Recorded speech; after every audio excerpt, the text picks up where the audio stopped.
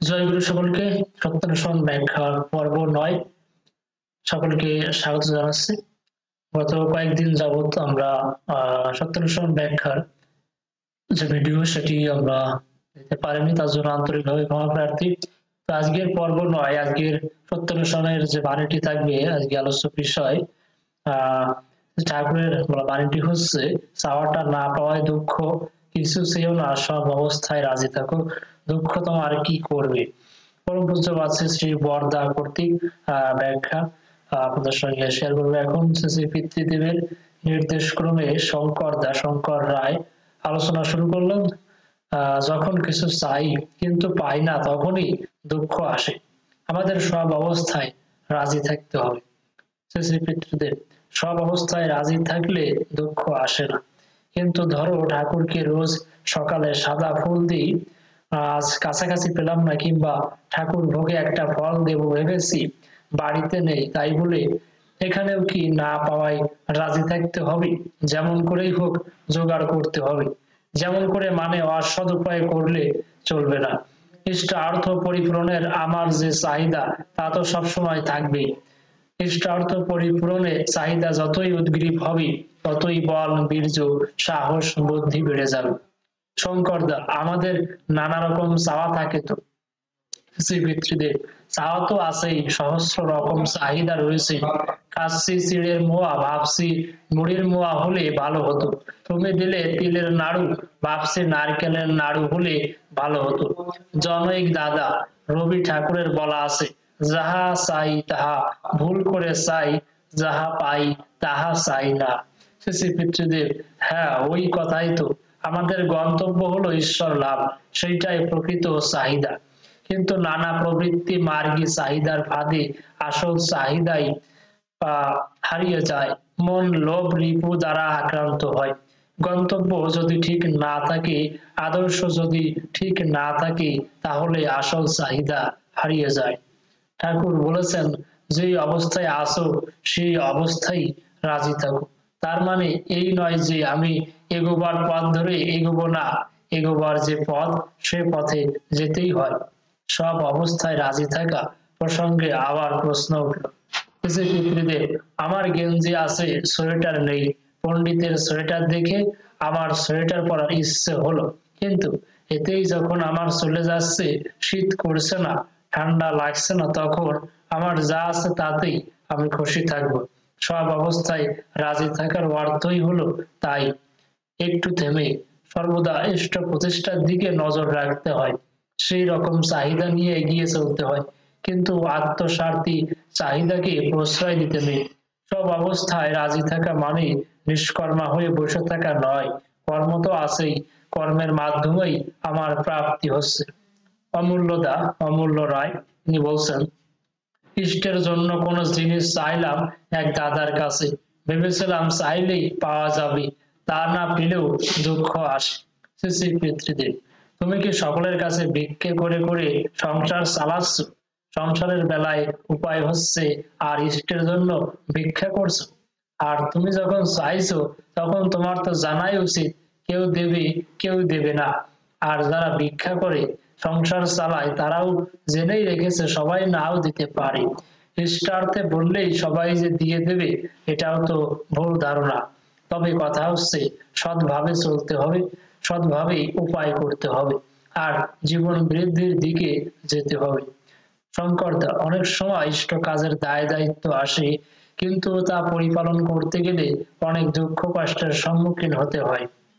শ্রী পিতৃদেব, দুঃখ আসে মানে? তাহলে কি বলতে চাও ইষ্ট কাজ করার জন্য দুঃখ পাচ্ছ? তা না, ব্যাপারটা ঠিক তা নয়। দুঃখের হাত থেকে নিষ্কৃতি পাওয়ার জন্যই তো তাকে ধরা, তার পথ ধরে চলা। তোমার উপর কোনো দায়িত্ব এলো, ধরো তোমাকে ঠাকুরের প্রয়োজনে 1000 টাকা সংগ্রহ করতে হচ্ছে। ওটা না হওয়া অবধি তোমার মনে একটা উদ্বেগ, একটা ব্যাকুলতা থাকবে। এরকম উদ্বেগ না থাকলে তো কার্যসিদ্ধি হয় না। মেয়ের বিয়ে দেওয়ার আগে বাবার উদ্বেগ থাকে, পরীক্ষায় পাশের আগে রেজাল্ট নিয়ে ছাত্রের উদ্বেগ থাকে, ইষ্ট দায়িত্ব পরিপূরণে একটা উদ্বেগ থাকা স্বাভাবিক। তো তাতে দুঃখ আসবে কেন, বরং তার ইচ্ছা পরিপূরণে আসবে শান্তি, তৃপ্তি এবং আনন্দ। অমূল্যদা আমরা বললেন, কিছু দিতে ইচ্ছা হলো কিন্তু সামর্থ্যে কুলালো না। পিতৃদেব বললেন, ইচ্ছা হলো তো দেবে, দেবার ইচ্ছা প্রবল হলে করার ইচ্ছাও প্রবল হবে, সামর্থ্যও বেড়ে যাবে। সব অবস্থায় রাজি থাকা মানে তো নিষ্কর্মা হয়ে বসে থাকা না। তোমার হয়তো পণ্ডিত মশাইকে একখানা কাপড় দিতে ইচ্ছা হলো, দেবে, আজ না হয় কাল দেবে। প্রশ্ন, অনেক সময় ছেলে মেয়ে নিয়ে যাদের সংসার, তাদের বাড়িতে একটা না একটা ঝামেলা লেগেই থাকে। এই অবস্থায় কি করণীয়? শ্রী পিতৃদেব, এজন্যই তো ঠাকুর ওই বাণী দিয়েছেন। এমন অনেক বাড়ি আছে, স্বামী স্ত্রী আর দু তিনটে ছেলে মেয়ে, কিন্তু আর্থিক অনটন, তবু যা আছে তা নিয়েই খুশি। আবার কোনো বাড়িতে হয়তো মা আর ছেলে, কিন্তু অশান্তি লেগেই থাকে। মা হয়তো 3 তরকারি রান্না করেছে, ছেলে বলল ঝোল রাঁধুনি কেন, এই দিয়েই কি খাওয়া যায়?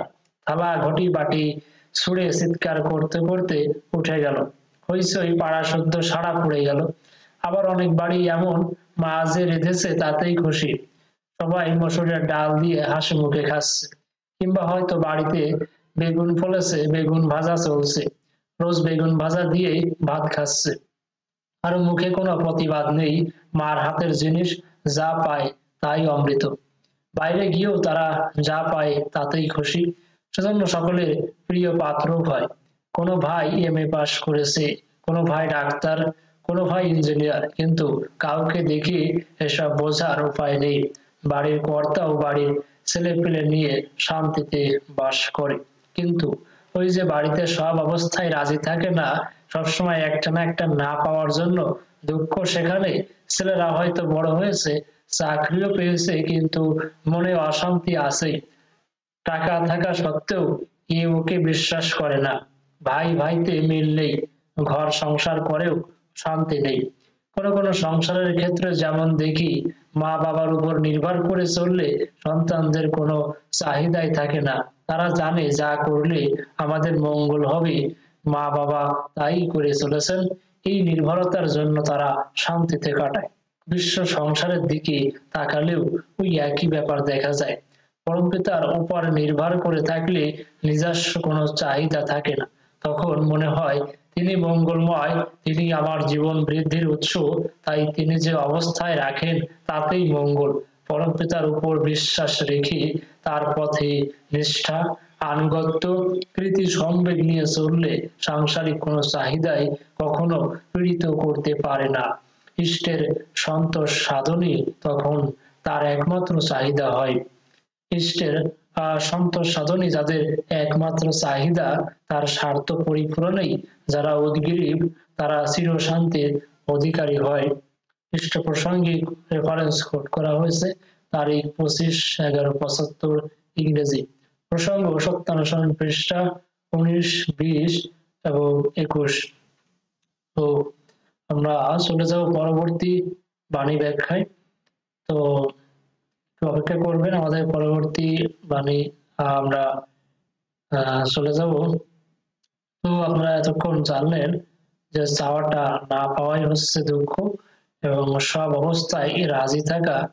এই বাক্যটি চমৎকার ভাবে পরম পঞ্চপাদ শ্রী শ্রী বরদা তিনি বিষয়টি ব্যাখ্যা করে দিয়েছেন, এবং সেখানে আরো অনেক দাদা এবং মায়ের উপস্থিত ছিলেন।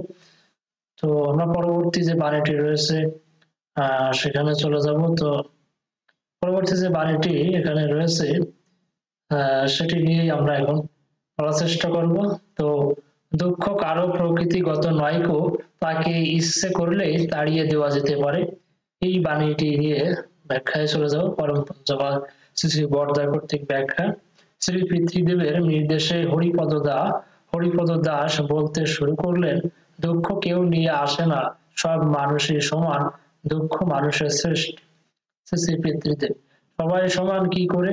কেউ হয়তো জন্মগ্রহণ করে এক ফোঁটা মধু পায় না, আবার কেউ মুখে সোনার চামচ নিয়েই জন্মায়, এরকম তো হামেশা দেখা যায়। পরিবেশের তো একটা প্রভাব থাকবেই। গুরু কিঙ্করদা তিনি বলছেন, যখন শিশু থাকে তখন সুখ দুঃখ কিছুই অনুভব করতে পারে না, শিশুর কাছে সুখ দুঃখ সবই তো সমান। শ্রী পিতৃদেব, শিশু ও পিঁপড়ে কামড়ালে, মশাই কামড়ালে কাঁদে, এটা যে প্রকৃতিগত নয় ধরে নেব কি করে? উদাহরণ দিয়ে বিচার করবি তো? পরিপতদা, তাহলে মানুষের উপর পরিবেশের প্রভাব থাকায় তা হচ্ছে। শ্রী পিতৃদেব, এমন মায়ের গর্ভে জন্মালো যে জন্য তার ওই অবস্থা, এখানে প্রারব্ধ আছে বলতে হয়। জন্মান্তরে আমরা বিশ্বাস করি তো? পরিপতদা, আজ্ঞে করি। শ্রী পিতৃদেব, জন্মান্তরে বিশ্বাস করিস, ঠাকুরের বাণীও স্বীকার করিস, দুটো মিল করে দে, আলোচনা করে বুঝিয়ে দে। আগে প্রমাণ কর দুঃখ প্রকৃতিগত নয়, তারপর বলবি ইচ্ছা করলে তাড়িয়ে দেওয়া যায়। পরিপতদা, যে বলছেন এবার? আগে কিছু চাইতে গিয়েই দুঃখ আসে, দুঃখ চাওয়ার জন্যই, জন্মাবার সঙ্গে সঙ্গেই চাওয়া আসে না। শ্রী পিতৃদেব বলছেন, পৃথিবীতে আসতে আসতে চাওয়া আসে না ঠিকই, কিন্তু পরিবেশ পরিস্থিতি রয়েছে। দুঃখ যে প্রকৃতিগত নয় এটাই প্রমাণ করতে হবে। পূর্ব উক্ত উদাহরণ ধরে বললেন, ওই দুটি ছেলের ক্ষেত্রে প্রথম ছেলেটিকে দ্বিতীয় ছেলের স্থানে এনে ফেললে কাঁদবে না, দ্বিতীয় ছেলেকে প্রথম ছেলের স্থানে আনলে কাঁদবে। যতদিন না মন তৈরি হচ্ছে ততদিন এটা হবে। বাল্যকাল দেখলেই বোঝা যাবে দুঃখ কারো প্রকৃতিগত নয়। এও মাটি খায়, ও মাটি খায়। আলো দেখলে এও হাত দিতে যায়, ও হাত দিতে যায়। তো মন তৈরি হলে পরে একজন ছেলে হয়তো ভালো মাখন পেয়ে বলছে অস্ট্রেলিয়ার মাখন নিয়ে এসো, আর একজন হয়তো মুড়ি খাচ্ছে শুধু বাতাসা দিয়ে, সে মাকে বলছে এত ভালো খাবার আছে নাকি? তোমার কাশ্মীরি শাল আছে, আমার নেই।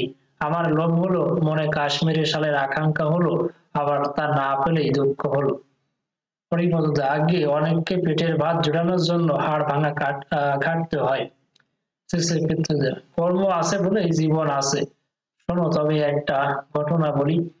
এক ভদ্রলোক, বয়স 70 থেকে 75, বেশ কর্মঠ, রোজ সকালে প্রাতঃকৃত্য সেরে প্রাতঃ ভ্রমণ করে, তারপর যা পায় খায়, না পেলে না খেয়ে বাজারে বেরিয়ে যায়। তারপর বাজার সেরে সঙ্গী সাথীদের সাথে দেখা করে বাড়ি ফেরে 10টায়। তারপর খেয়ে টেয়ে বিশ্রাম করে বিকেলে আবার বেরিয়ে পড়ে। এমনি করে সারাটা দিনই কাজকর্মের মধ্যে থাকে। এই ভদ্রলোকের মেয়ে জামাইয়ের খুব টান তার উপর, তাকেই তারা ময়ূরভঞ্জে নিয়ে গেল। কোনো কাজ করতে যাবে, তারা করতে দেয় না, 24 ঘন্টা বসিয়ে রেখে দেয়, আদর যত্ন করে, সেবা করে, এমনি করে করেই কিন্তু তাকে রোগে ধরলো, সারানো গেল না, পরে মারাও গেল এই অসুখে।